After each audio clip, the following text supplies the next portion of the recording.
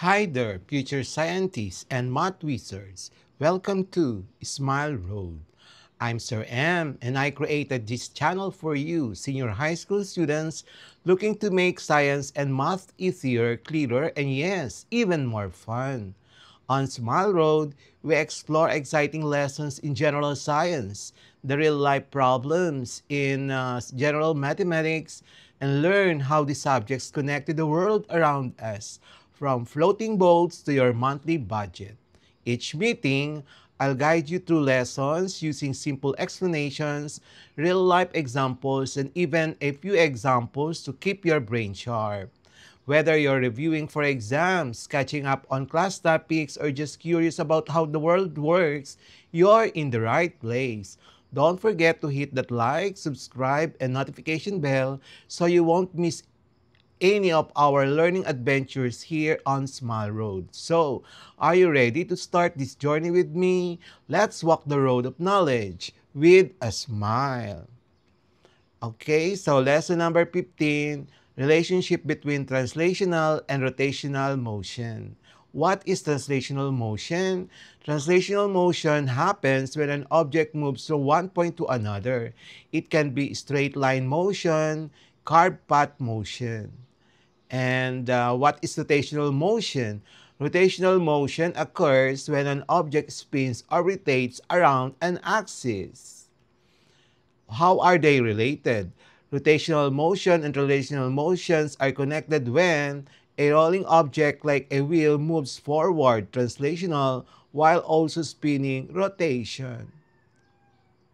How is it different from translational motion?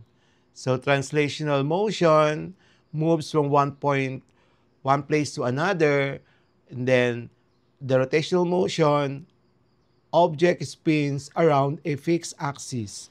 All points move the same distance. Points move in a circle around the axis. Key idea, rolling motion. A rolling wheel combines both rotational motion and translational motion. Why this is important? Understanding the relationship helps in designing cars, gears, pulleys, and machines.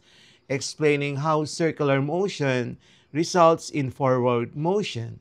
Solving real-world problems in engineering and robotics. Additional concepts and clarifications. All rotating objects also have translational aspect, if not fixed. A rotating fan blade fixed on the ceiling has only rotational motion. A rolling tire or rolling ball has both rotational and translational motion because it rotates and moves forwards. Energy in rotational versus translational motion. Objects that rolls like a ball or wheel have two types of kinetic energy. Translational kinetic energy equal to 1 half mv squared. Rotational kinetic energy 1 half I omega squared. So, the total mechanical energy of a rolling object is the kinetic energy translational plus the kinetic energy rotational. 1 half mv squared plus 1 half I omega squared. Rolling without slipping. An object rolls without slipping when the point of contact with the ground has zero velocity relative to the surface. This condition ensures the relationship B is equal to R omega. This equation is critical for solving rolling motion problems. It links angular velocity and linear velocity through the radius R. A real-life engineering examples. So bicycle and cars, conveyor belts, gears and cogs, robotics and machinery. Key ideas. Translational motion refers to straight or curved movement of an object from one point to another. Rotational motion refers to an object spinning or turning around a fixed axis. In rolling motion, an object can move forward, translate, while spinning, rotated at the same time. So the linear distance an object travels is related to its angular displacement by the formula S is equals to R times theta. The linear velocity of a rotating object is related to its angular velocity by B is equals to R times omega. See the presence of R there. And number 6, the linear acceleration A is related to angular acceleration alpha through A is equals to R times alpha. Number 7, the radius plays a key role for the same angular velocity. A larger radius result in a higher linear velocity. A wheel or ball without rolling without slipping follows the condition V is equals to R times omega. This ensures smooth rolling without sliding.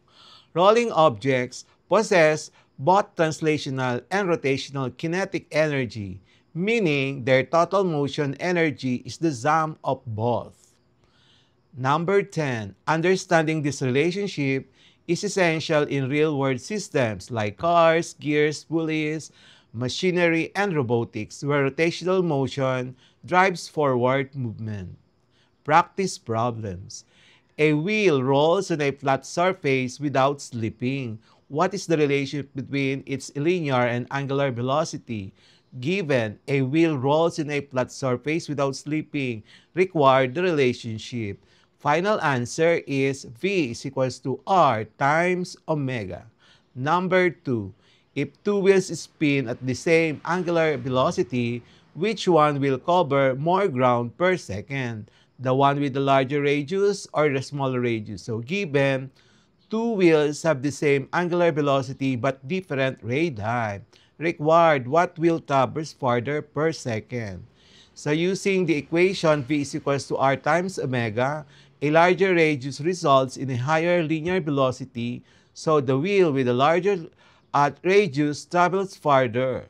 Okay?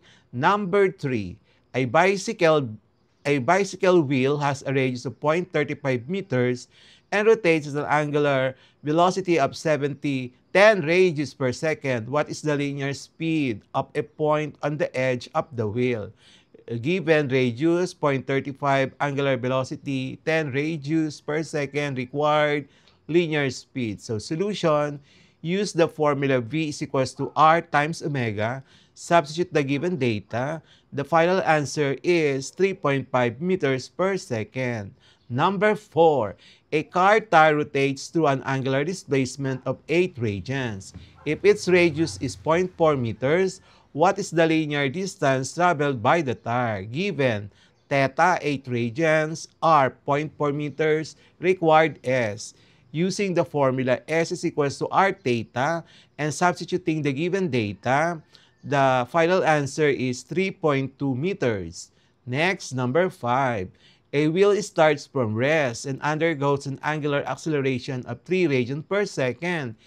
If the radius is 0.25 meters, what is the linear acceleration at a point on the rim? Alpha is 3 radians per second, radius 0.25, required A.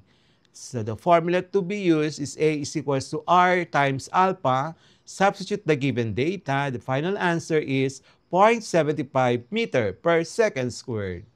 Number 6, a torque car moves at 1.5 meter per second. If the radius of its wheel is 0.06 meter, what is the angular velocity of the wheels? Given V is equals to 1.5 meter per second, R is equals to 0.06 meter, required omega. Solution, use the formula omega is equals to V over R and substitute the given data, 25 radian per second. The final answer is 25 radian per second.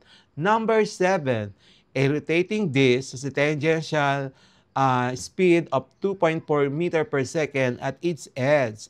If the radius is 0.3 meters, calculate its angular velocity. Given V is equals to 2.4 meters, radius 0.3 meters, required omega.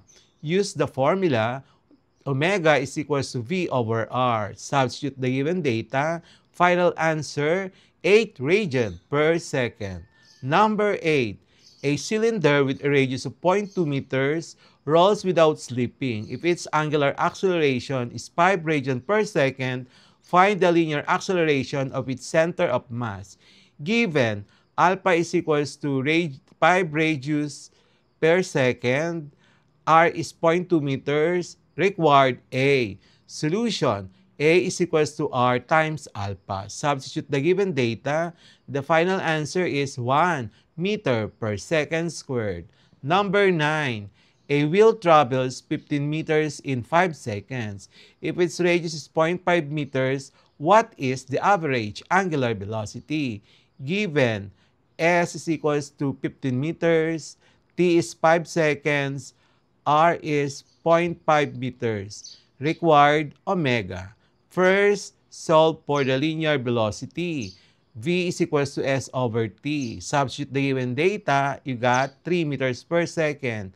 And finally, using omega is equals to V over R, substitute now the data 3 meters per second and the given 0.5, substitute, and you will get 6 radians per second.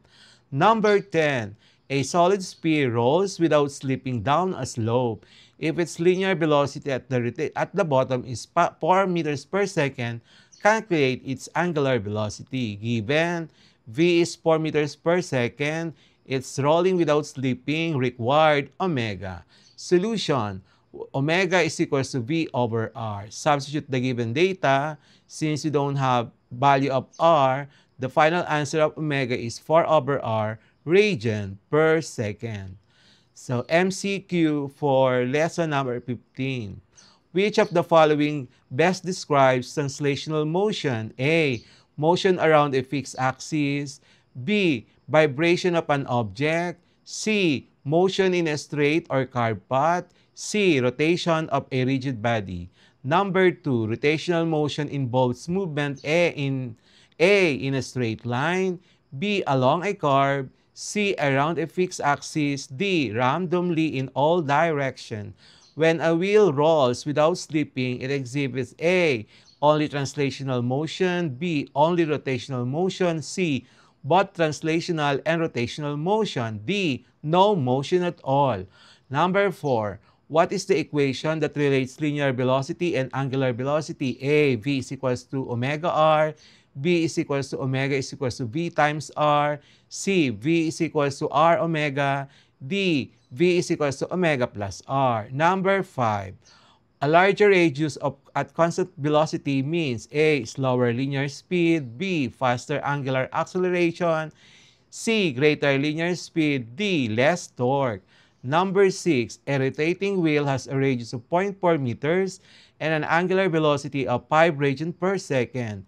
What is its linear velocity? A. 2 meters per second. B. 2.5 meters per second. C. 3 meters per second. D. 5.5 meters per second.